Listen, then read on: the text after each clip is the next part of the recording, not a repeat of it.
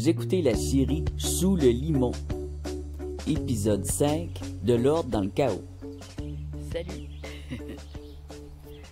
Troisième jour. En fait, c'est pas tout à fait le troisième jour, mais... Ouais, c'est le troisième jour.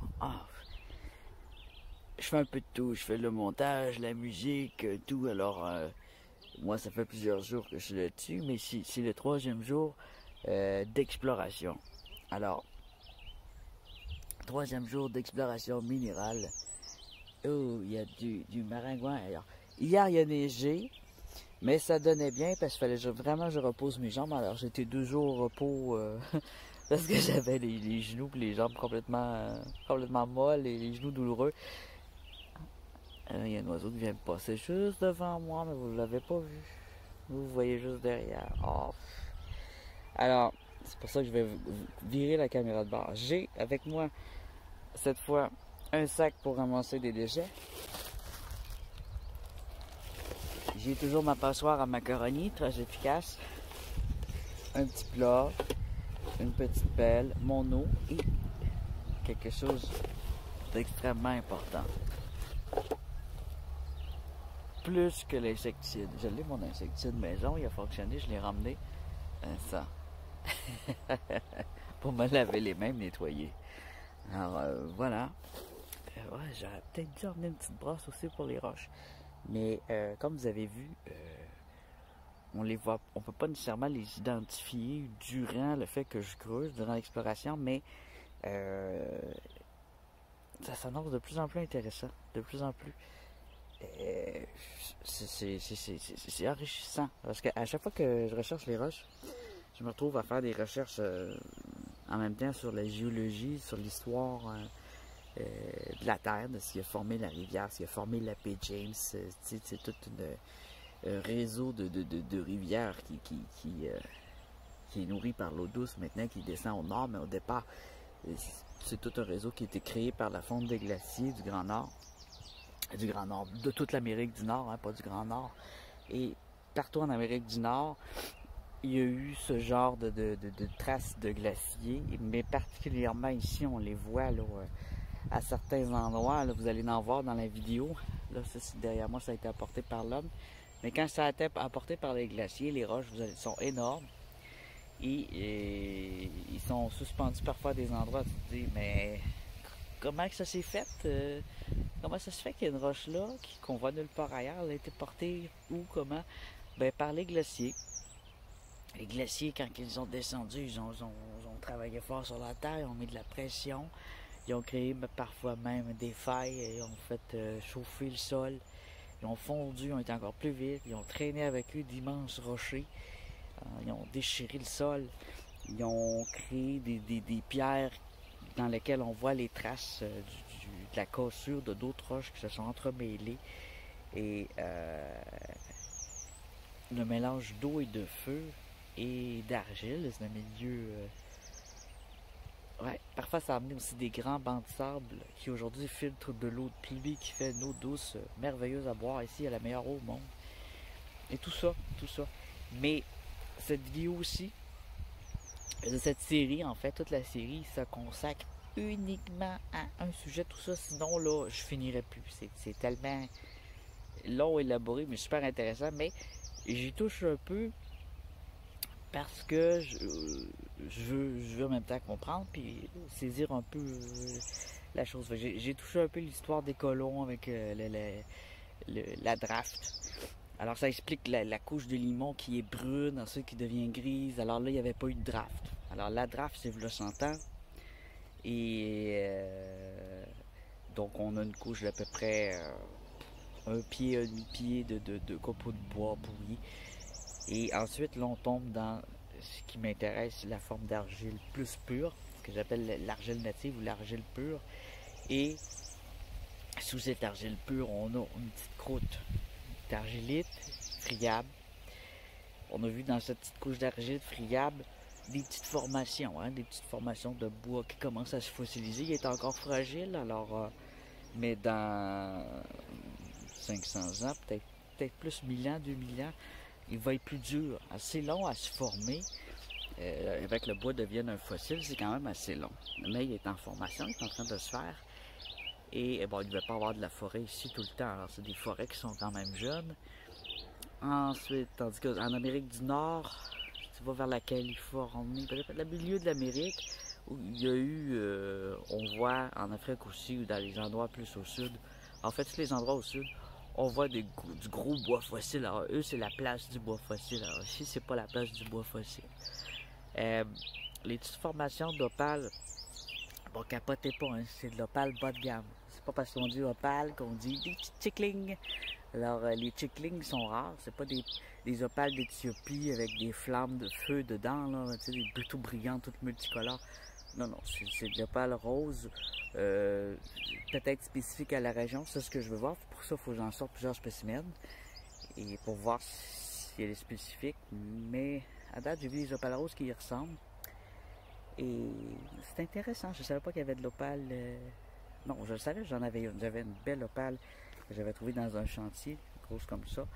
C'est mon opale bien différente. C'est une opale. Voyons, j'ai oublié. Non. Il ne vaut pas une fortune, mais c'est une variété intéressante. Alors, il y a un peu de tout, en fait. J'ai pas trouvé de corindon. Si j'en ai trouvé, je m'en suis pas rendu compte. Mais c'est ça. L'histoire du corindon, ça provient d'un document d'un géologue qui est venu ici, qui a évalué, qui a parlé justement de la faille, qui a parlé de la bauxite, puis qui aurait du corindon de former, qui aurait retrouvé du corindon. Lui, il pense que ce serait une faille. Alors, on va descendre et on va aller voir. J'ai creusé un deuxième trou. Mais je revérifiais mes vidéos en faisant le montage. J'ai des petits éphémères qui volent. Alors, désolé pour l'intro super longue puis le blabla super long. Mais je pense qu'il était temps de faire un condensé de tout ça. Et c'est ça. Alors, j'avais creusé un deuxième trou. Mais je suis en réflexion. Je suis en réflexion parce qu'aujourd'hui, je voudrais sortir d'autres opales. Et où ce qu'elles sont, à la profondeur qu'elles sont, j'ai mon idée. Pendant que j'ai fait le montage de vidéo, j'ai à peu près mon idée. Et on va voir ça. À suivre. Mais je suis ouvert encore à toutes les possibilités. Hein. Encore une fois, j'y vais au gré de l'argile, de la boue, au gré du limon. Je vais pas au gré du vent. Je vais au gré du limon. Où ce qui m'emmène. Alors, si vous n'avez pas vu les autres épisodes, allez tout de suite les voir. Ne vous spoilez pas. Allez-y étape par étape. Allez tout de suite voir la 1. Puis de venir ici à nous fur et à mesure. C'est pas des épisodes très longs. Ils font en moyenne 25 à 30 minutes. Alors, je vais mettre... Je le brasse bien. Je vais mettre mon insecticide, hein, parce que, ouf, j'ai fait une allergie ici. Allergique. Je suis allergique aux morsures d'insectes, puis il y en a une couple qui me mordent. Alors, il y en a aujourd'hui, j'en vois, malheureusement. Pourtant, hier, il neigeait, hein, c'est le chaos ici. Alors, j'ai été quelques jours à la maison à faire passer les démangeaisons. Et je mets mes manches longues à reposer mes jambes. Alors, je vais descendre.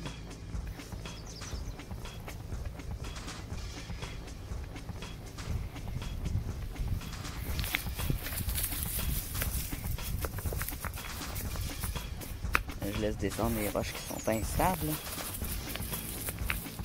Pas que j'aille à m'accrocher sur des roches instables. Je préfère un sol stable comme ça, dans lequel je peux enfoncer mon talon, puis une de ma côté sur une roche qui ne tiendra pas. Un poil là-bas.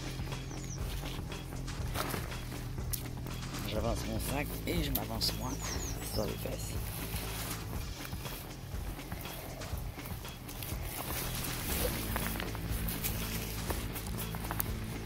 La roche mes fesses en roule. Ça. Tu vois? J'aurais pu me tenir après cette branche qui est morte. Lâche-moi. Décolle de là. Branche morte, retourne au sol.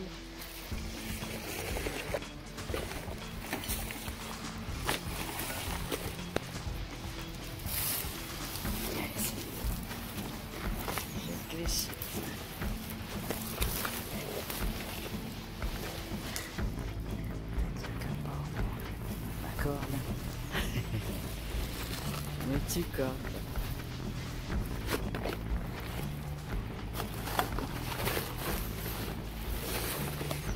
Descendre le pied. Il y a deux étapes, il y a deux descentes. C'est la première descente ici. Ensuite, j'en ai une seconde. Alors là, je les fais sur des roches instables. Je me tiens. Les roches roulent sur ma postérieure. Vaut mieux qu'elles roulent sur le postérieur que sur les pieds.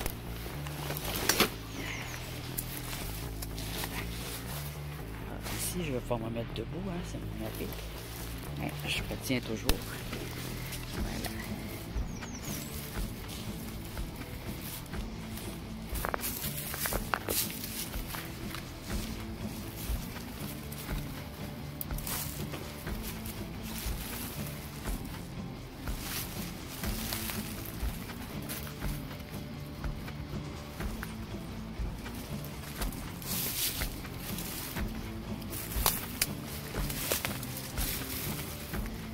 Alors dans le bas, on en a des grandes roches qui ont été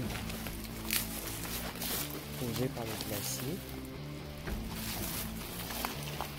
Là, je m'en vais dans le fourrage, alors je vais voir chez la caméra.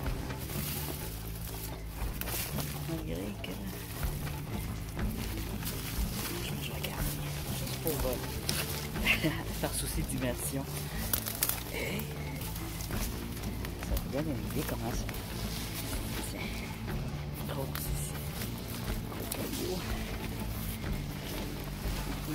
Deux grosses qui forment une mini-grotte. Ça serait intéressant entre ces deux grosses-là, puisque l'espace d'aller creuser voir pour voir qu'est-ce qu'il aurait pu être emmené. Est-ce qu'il y a eu de l'eau jusque là? On a vu que l'eau a souvent monté. Et à une époque, probablement que la rivière était beaucoup plus haute, hein? Ah, ils sont juste devant moi. Alors ça, c'est des roches apportées par les grands glaciers. Il y en a tout le long de la rivière. Celle-là, elle n'est pas écrasée. Elle a été apportée peut-être en surface, traînée. Mais elle n'a pas été traînée longtemps. À ce que je vois, il y en a certaines qui étaient déjà sur place, qui ont été frottées. Et leur surface, on voit que leur surface est toute lissée par la glace, par le glacier. Hein. Mais là, celle-là n'est pas lissée. Elle est plus abrupte. Elle est quand même très grande, là. Très grande.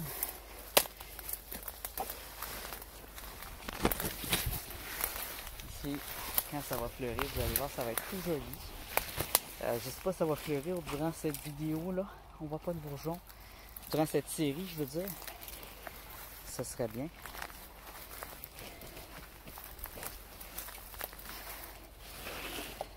Alors, ah, c'est pas tout à fait... Il faut que j'aille plus vers la gauche. C'est ça. Alors là, je suis ouvert, je suis au berge, déjà. Oh. Alors, tout marcher dans ces branches-là, là, c'est un vrai piège. Alors là, ici, j'ai les déchets que j'avais ramassés l'autre fois. Je les avais toutes mis ensemble. Ouais, c'est ici. C'est ici. Là, on voit une sandale. Alors, ça donne bien parce que j'ai mon sac à déchets. J'ai oublié mon gant. Disons que il n'y a pas personne qui a touché à ça durant la pandémie. Alors, je vais ramasser avec mes mains. Je sais qu'il y en a que ça va les révulser. Vous avez raison. C'est moi qui ai tort. On devrait toujours mettre des gants quand on ramasse des déchets. Même si ceux-là ont été lavés, il y a beaucoup de... Hein, vous l'avez vu dans la première vidéo de ces objets-là. Hein, les objets féminins. C'est pour ça que ben, je n'avais pas réalisé avant à quel point les tampons, c'était polluant. Moi, je pensais aux serviettes hygiéniques polluantes. Non, les tampons Tampax, c'est encore plus polluant.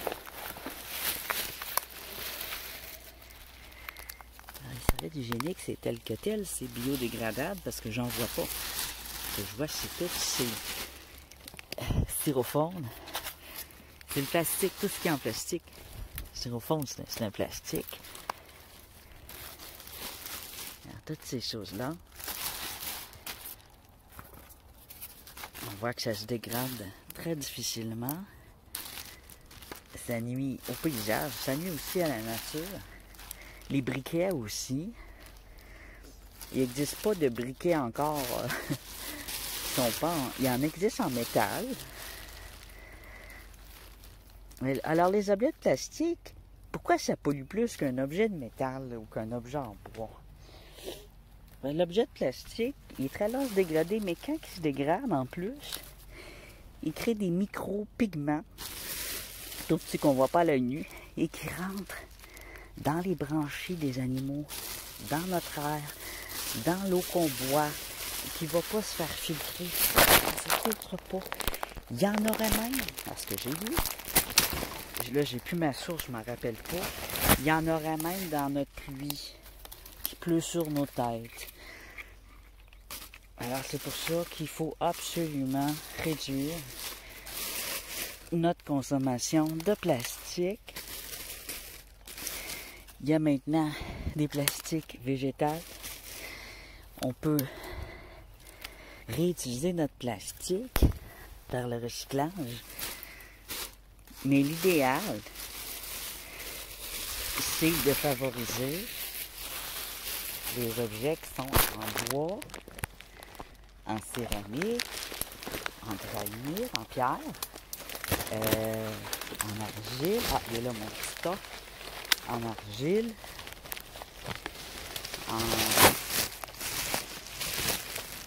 en métaux, peut-être. Mais encore là, ça dépend des métaux, hein. Je ne vais pas dire cette connerie. Des métaux qui sont très durables, peut-être qu'on réutilise toujours comme un poêlon en Tefal. Il va durer plusieurs centaines d'années si on fait très attention. Oui, oui. La fonte.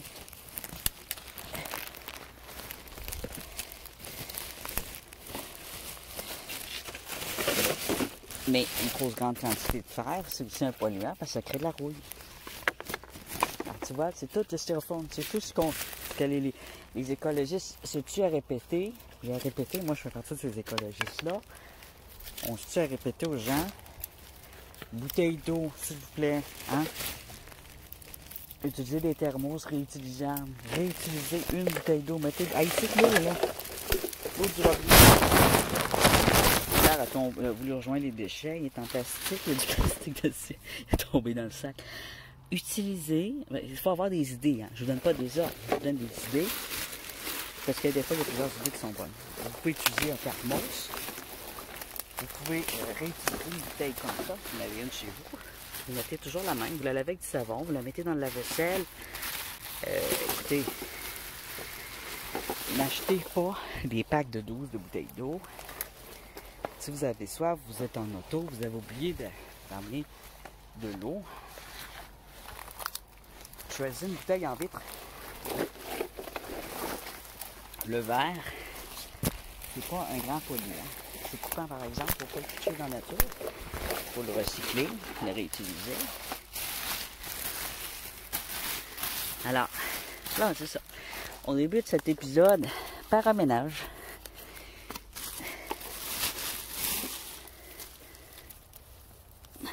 Parce qu'on ne peut pas se contenter de regarder et de se plaindre des déchets sans les ramasser. Beaucoup de petits couverts en plastique. Beaucoup. Hein? Je vous dis là, le chiffre là, il est épouvantable, le chiffre des tampons. Comme si les égouts étaient directement rejetés dans la rivière. Ah, ça c'est plus vieux ça. Ça c'est... une pointe pour fumer des cigarettes des années 90 à peu près. Une pipe à cigarette, mais c'est pas une pipe, hein. Les pipes en céramique, quand on en retrouve, c'est pas une pollution, c'est une collection. Alors les trésors qu'on retrouve, c'est pas le plastique. J'ai ici les objets bleus, c'est le premier épisode que je vais récupérer. Jette. Styrofoam. Ça.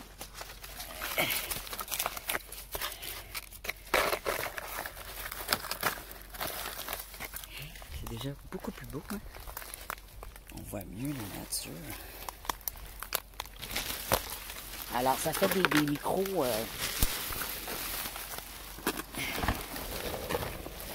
des micros morceaux de plastique qui s'ingèrent dans l'estomac des animaux. Il y en a encore plein, mais là, il faut que je passe.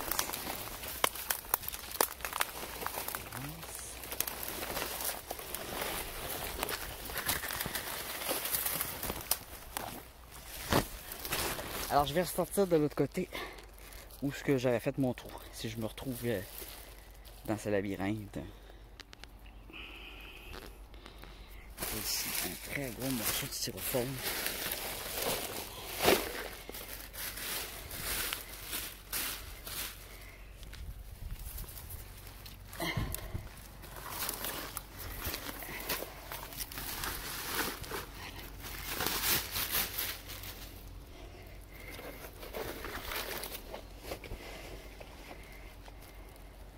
Des canettes de bière et de boissons énergétiques.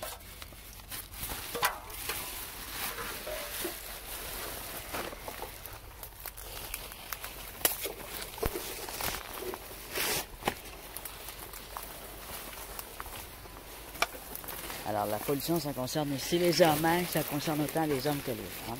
Il n'y a pas de sexe de pollueur.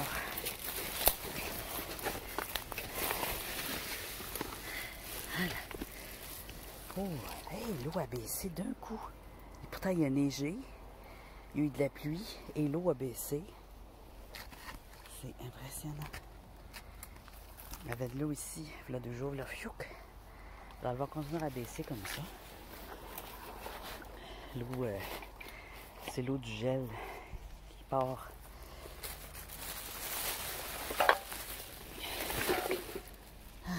Alors, j'avais mis des cailloux là. Ça, c'était l'ancien trou. Voyons, on ne voit plus. J'ai pas tourné les cailloux encore parce qu'il y en a qu'il va falloir que je vérifie. Alors, comment on reconnaît les opales?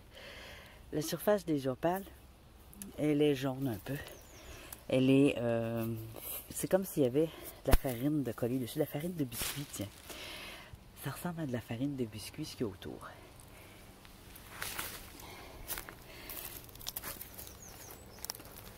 Alors, je m'assois et on va continuer cette recherche à présent. Je vais m'installer. Alors, c'est fou. C'est plein de mouches noires et... j'ai-tu encore le ganglion gonflé? Oui. C'est pas grave. Quand j'étais enfant, là, j'étais allergique puis je traînais tout le temps comme ça. On se faisait dévorer par les mouches noires. On allait à la pêche. Mais je t'en fais pas longtemps. En tout cas, on verra ce qui arrivera. Là, ça se peut que je chuchote, je parle pas fort parce qu'il y a des gens pas loin. On est le week-end. Il va y avoir des bateaux. Mais il y a un petit coin où les gens peuvent venir se parquer, manger et relaxer. C'est très bien ça. J'ai absolument rien contre ça.